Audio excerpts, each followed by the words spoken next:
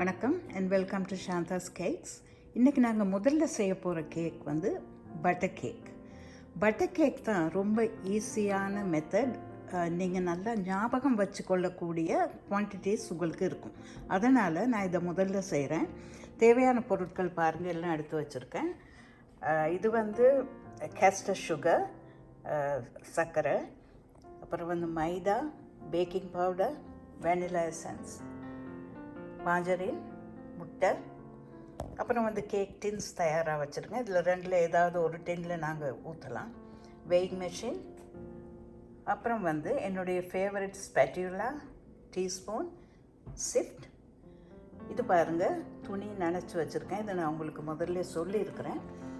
அப்புறம் வந்து tissue box வேணும், அதுவும் அங்கே இருக்குது. இது பாருங்கள் ஹேண்ட் பீட்டர். ஹேண்ட் பீட்டரில் வந்து பீட்டர்ஸ் ஃபிக்ஸ் பண்ணியிருக்கிறேன். ஸோ இனிமேல் தான் நான் இதை ப்ளக் பண்ண போகிறேன். ஸோ தேவையான பொருட்கள் எல்லாம் இருக்குது. இங்கே பாருங்கள், ஒரு பெரிய போல் நான் வச்சுருக்கேன். அதாவது கேக் குவான்டிட்டி வந்து சின்னதாக இருந்தாலும் கூட போல் வந்து பெருசாக இருக்குது. காரணம் என்னென்னா, அது பீட் பண்ணுறப்ப வந்து ரொம்ப தெரிக்காமல் அது உள்ளேயே அது இருக்கிறதுக்காக தான் இப்படி ஒரு போல் நான் எடுத்திருக்கேன். இப்போ பாருங்கள், ஓவன் இல்லாதவங்களுக்காக இது நான் முதல்ல செய்து காட்டுறேன். அதாவது இப்போ உங்ககிட்ட கேக் பேக் பண்ணுறதுக்கு ஓவன் இல்லைன்னு வைங்க, நீங்கள் வந்து இது மாதிரி ஒரு பாத்திரம் இது மாதிரி ஒரு பாத்திரம், இது வந்து கொஞ்சம் ஹெவியானது. ஸோ இப்படி ஒரு பாத்திரத்தில் நீங்கள் வந்து கேக் பேக் பண்ணலாம். இதே போல் ஒரு ஹெவியான ஒரு திக் கடாய் இருந்தால், வாக் மாதிரி ஒன்று இருந்தால், அதில் கூட நீங்கள் கேக் பேக் பண்ணலாம்.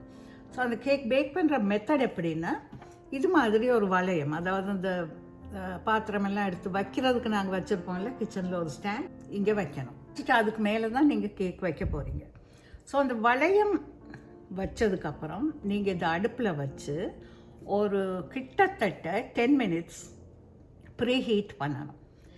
இது வந்து அந்த ஓவனில் எப்படி நாங்கள் ப்ரீ ஹீட் பண்ணி வைக்கிறோமோ அதே டெக்னிக் தான் இதுவும். அது ப்ரீ ஹீட் பண்ணுறதுக்கு நீங்கள் என்ன செய்யணும், இதை வந்து ஒரு மூடியால் மூடிடணும். மூடியால் மூடினதுக்கு அப்புறம் தான் நீங்கள் ப்ரீ ஹீட் பண்ணணும். ஒரு 10 நிமிஷம் ப்ரீ ஹீட் பண்ணதுக்கு அப்புறம் அது எப்படி வைக்கணும்னா, மெதுவாக மூடி எடுத்துட்டு, ஸோ இந்த கேக் டின்னில் கேக் மிக்சர் இருந்தால் நீங்கள் மெதுவாக கையை சுட்டுக்காமல் இதில் இப்படி வைக்கணும். வச்சுட்டு இதால் மூடிடலாம். ஸோ இப்படி மூடி இதை வந்து கிட்டத்தட்ட ஒரு 40 to 45 minutes நீங்கள் பேக் பண்ணால் இந்த சைஸ் கேக் சரியாக பேக் ஆகி வரும். நீங்கள் பேக் பண்ணுறதும் வந்து ஸ்லோ ஃப்ளேமில் தான் பேக் பண்ணணும். இது ப்ரீ ஹீட் பண்ணுறப்பவும் ரொம்ப கம்மியாக நெருப்பு வச்சு ஸ்லோ ஃப்ளேமில் ப்ரீ ஹீட் பண்ணணும். ஸோ இங்கே பாருங்கள், இதில் வந்து ஒரு ஓட்டை ஒன்று இருக்குது பாருங்கள், இதில் ஒரு ஹோல். ஸோ இந்த ஹோல் உள்ள ஒரு மூடி நான் உபயோகப்படுத்துறதுக்கு காரணம் இருக்குது. ஏன்னா இது வந்து ஓவர் ஹீட் ஆகினால் அந்த ஹீட் வந்து அந்த சின்ன ஓட்டை வழியாக வெளியே போயிடும். ஆக்சுவலாக இந்த பெசம பேன், இது வந்து ஒரு பெசம பேன். இதுக்கு மூடி வந்து வேறு மூடி, அதுவும் ஒரு மெட்டல் மூடி தான் அது. ஆனால் நான் அதை உபயோகப்படுத்தாமல் இதை உபயோகப்படுத்துறதுக்கு காரணம் என்னென்னா, இது வந்து நாங்கள் திறந்து பார்க்காமையே எங்களுக்கு தெரியும் கேக் எந்த அளவுக்கு பேக் ஆகுதுன்றது எங்களுக்கு தெரியும். ஸோ அதுக்காக தான் நான் இந்த மாதிரி மூடி யூஸ் பண்ணுறேன். அது மட்டும் இல்லை, இந்த ஹோல் இதில் இருக்கிறதால அது வந்து எங்களுக்கு ரொம்ப கன்வீனியண்ட்டாக இருக்கும். இப்போ தற்செயலாக இப்போ ஓவன் வச்சுருக்கிறவங்களே எலக்ட்ரிசிட்டி போயிருச்சுன்னு வைங்க, உங்களுக்கு கேக் பேக் பண்ணணும். ஸோ இதை போல் ஒரு பேனில் பேக் பண்ணலாம். இதை விட பெரிய பேன் உங்களுக்கு இருந்ததுன்னா, பெரிய ஒரு இந்த மாதிரி பேன் பெருசு இருந்ததுன்னா, இதை விட பெரிய கேக் நீங்கள் பேக் பண்ணலாம். ஸோ மெத்தட் ஒன்று தான். பெரிய கேக்காக இருந்தால் கொஞ்சம் வந்து டைம் எடுக்கும். ஸோ முதல்ல நான் இதில் தான் உங்களுக்கு பேக் பண்ணி காட்ட போகிறேன். ஓவன் வசதி இருக்கிறவங்க எப்போவுமே அநேகமாக கேக் வந்து 108 degrees சென்டிகிரேட் இல்லாட்டி 350 degrees Fahrenheit, இதில் தான் நீங்கள் கேக், அநேகமான கேக்ஸ், இப்போ ஃப்ரூட் கேக்ஸ் அப்புறம் வேறு சில லைட் கேக்ஸ் எல்லாம் நீங்கள் பேக் பண்ணுறதாக இருந்தால் டெம்பரேச்சர் வந்து வித்தியாசப்படும். அது அந்த நேரத்தில் நான் உங்களுக்கு சொல்கிறேன். நான் கேக் பீட் பண்ண எடுக்கிறதுக்கு முன்னம் அடுப்பை நான் ஆன் பண்ண போகிறேன். ஆன் பண்ணி 10 நிமிஷத்துக்கு லோ ஃப்ளேமில் இதை ஹீட் பண்ண போகிறேன். ஸோ இங்கே பாருங்கள், நீங்கள் இது ஒரு மெட் நான் போட்டு வச்சுருக்கேன். ஸோ இப்படி ஒரு மெட் வந்து நீங்கள் போட்டுட்டீங்கன்னா இந்த போல் வந்து மூவ் பண்ணாது. அது மட்டும் இல்லை, உங்களுடைய டேபிள் வந்து அழுக்காகாது. ஸோ அப்பப்போ நீங்கள் டேபிளை துடைச்சி எல்லாம் க்ளீன் பண்ணிகிட்டு இருக்கிறத விட இது மாதிரி ஒரு மெட் நீங்கள் போட்டு வச்சுட்டிங்கன்னா உங்களுக்கு வந்து இது ரொம்பவே கன்வீனியண்ட்டாக இருக்கும். ஸோ இப்போ நான் இங்கே எடுத்துருக்கிறது எல்லாமே பட்டர் கேக் செய்ய எடுத்துருக்கிறது எல்லாமே 100 grams மெஷர்மெண்ட்ஸ். பட்டர் அப்படி இல்லைன்னா மார்ஜரின். ஸோ இதை வந்து முதல்ல போல்டில் போட்டுக்குவோம். இது கேஸ்டர் சுகர். ஸோ இது உங்களுக்கு எடுக்க முடியலைன்னா 100 கிராம் சர்க்கரை எடுத்து மிக்சியில் நல்லா பவுடர் பண்ணி வச்சுக்கணும்.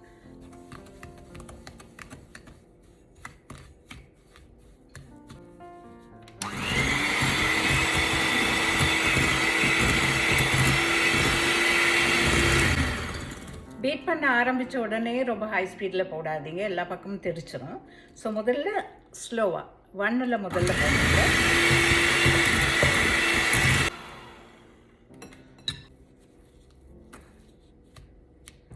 ஸோ முட்டை வந்து எப்பயுமே கடைகளில் நாங்கள் வந்து முட்டை வாங்குகிறோம். 100% ஷுவராக உங்களுக்கு இருந்ததுன்னா, நல்ல முட்டைன்னு நீங்கள் நினச்சிங்கன்னா நீங்கள் வந்து இது இப்படி செக் பண்ண வேண்டிய அவசியம் இல்லை. அப்படி இல்லைன்னா முட்டையை வந்து நீங்கள் முதல்ல ஒரு இன்னொரு பாத்திரத்தில் உடைச்சி போடலாம். ஸோ இது அதில் போட்டுடலாம்.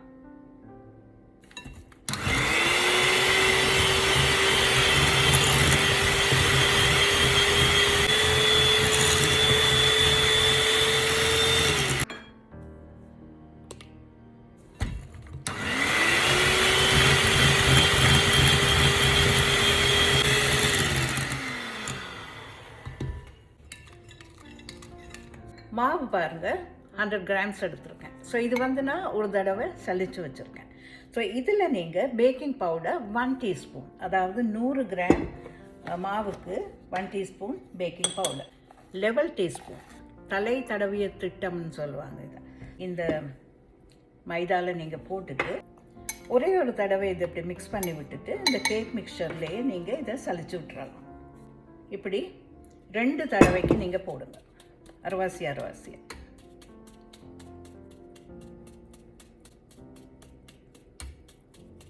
இது வந்து பிகினர்ஸுக்குன்னபடியாக நான் ரொம்ப டீட்டெயிலாக உங்களுக்கு இதெல்லாம் சொல்லி கொடுக்குறேன். பட் நீங்கள் வந்து இது எக்ஸ்பீரியன்ஸ் உங்களுக்கு வர்றப்போ நீங்கள் தானாகவே நீங்கள் படபடன்னு எல்லாமே செய்திருவீங்க. ஒரு விஷயம் என்னென்னா, மைதா போட்டதுக்கு அப்புறம் இந்த ஹேண்ட் பீட்டை உபயோகப்படுத்தக்கூடாது. முதல்ல இதை நல்லா நாங்கள் மிக்ஸ் பண்ணிக்கணும். மிக்ஸ் பண்ணிவிட்டு கடைசியில் ஒரு தடவை பீட் பண்ணலாம்.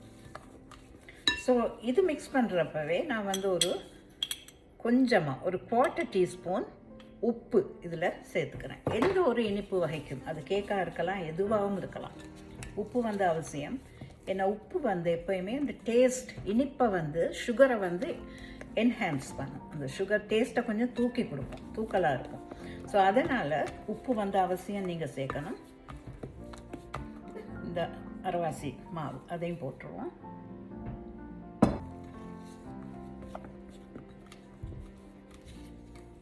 இதுக்கு நான் வந்து 1.5 teaspoons வெனிலா எசன்ஸ் சேர்க்குறேன். ஓகே ஓகே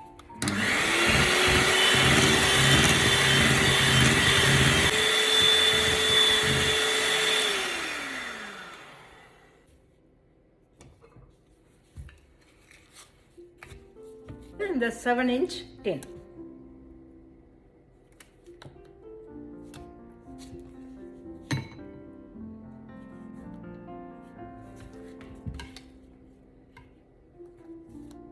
இதை கொஞ்சம் இப்படி டேப் பண்ணணும், அதாவது இந்த பபிள்ஸ் எல்லாம் போகிறதுக்கு இப்படி கொஞ்சம் டேப் பண்ணிக்கணும்.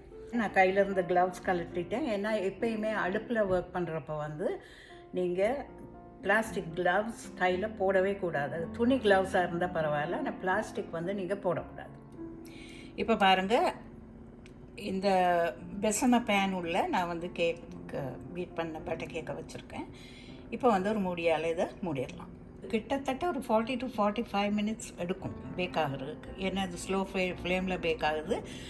ரொம்ப ஹை ஃப்ளேம் வச்சுட்டிங்கன்னா கேக் கறி போயிடும். ஸோ ரொம்ப கவனமாக இருக்கணும். இது நீங்கள் அடிக்கடி திறக்க வேண்டிய அவசியம் இல்லை. ஏன்னா உங்களுக்கு வெளியிலேருந்து பார்க்கவே தெரியுது கேக் வந்து பேக் ஆகுதா இல்லையான்றது. ஓகே, 20 நிமிஷம் தான் ஆகியிருக்கு. நல்ல கேக் வந்து பொங்கி வந்துக்கிட்டு இருக்கு. உங்களுக்கு நல்லா தெரியுது பார்க்க. சரியாக 45 நிமிஷம் ஆயிடுச்சு. இப்படி ஒரு குச்சியால் நீங்கள் வந்து குத்தி பார்க்கணும். குத்தி பார்த்தா அது வந்து ஒட்டாமல் வரணும். இங்கே பாருங்கள், இதில் எதுவுமே ஒட்டலை. ஸோ இது வந்து இட்ஸ் ரெடி. இப்போ நாங்கள் வந்து அடுப்பை ஆஃப் பண்ணிடலாம். இங்கே பாருங்கள், இந்த கேக் எடுத்து ஒரு கூலிங் ட்ரே மேலே நான் வச்சுருக்கிறேன். ஸோ உடனடியாகவே நீங்கள் இதை திருப்ப வேணாம். ஒரு 20 நிமிஷம் அப்படி நீங்கள் அந்த டின்னிலேயே வச்சுருந்துட்டு அதுக்கப்புறம் இப்படி திருப்பி போடணும். பாருங்கள், கேக் அருமையாக வந்திருக்கு. எல்லோரும் ட்ரை பண்ணி பாருங்கள். இது ஃபஸ்ட் கேக்குனபடியாக உங்களுக்கு நான் ரொம்ப சிம்பிளாக செய்து காட்டியிருக்கேன். நல்லா ஞாபகம் வச்சுருக்கக்கூடிய குவான்டிட்டிஸில் செய்து காட்டியிருக்கேன். இதுவரையில் சாந்தாஸ் கேக்ஸை சப்ஸ்கிரைப் பண்ணாதவங்க தயவுசெய்து சப்ஸ்கிரைப் பண்ணுங்கள். இந்த சாந்தாஸ் கேக்ஸ் உங்களுக்கு வந்து ரொம்ப யூஸ்ஃபுல்லாக இருக்க போகுது. தொடர்ந்து பாருங்கள்.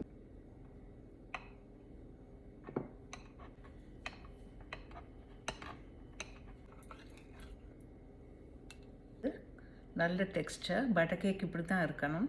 இப்போ பட்டர் கேக் டெக்ஸ்டர் வந்து ஸ்பஞ்ச் கேக் டெக்ஸ்டர் மாதிரி இருக்காது, கொஞ்சம் வித்தியாசமாகத்தான் இருக்கும். எந்த ஒரு ஸ்ட்ரக்சர் கேக்குக்கும் எந்த ஒரு டெக்கரேட்டிவ் கேக்குக்கும் இது வந்து ஒரு பேஸாக போகக்கூடிய ஒரு அருமையான கேக். எல்லோரும் ட்ரை பண்ணி பாருங்கள். இது நீங்கள் ஜாமோட சர்வ் பண்ணலாம், க்ரீமோட சர்வ் பண்ணலாம், அதே நேரம் பட்டர் ஐசிங்கோட சர்வ் பண்ணலாம். That's the best. So butter கேக்கில் பட்டர் ஐசிங் எப்படி செய்கிறதுன்றதை நான் இன்னொரு எபிசோடில் உங்களுக்கு செய்து காட்டுறேன். தேங்க்யூ.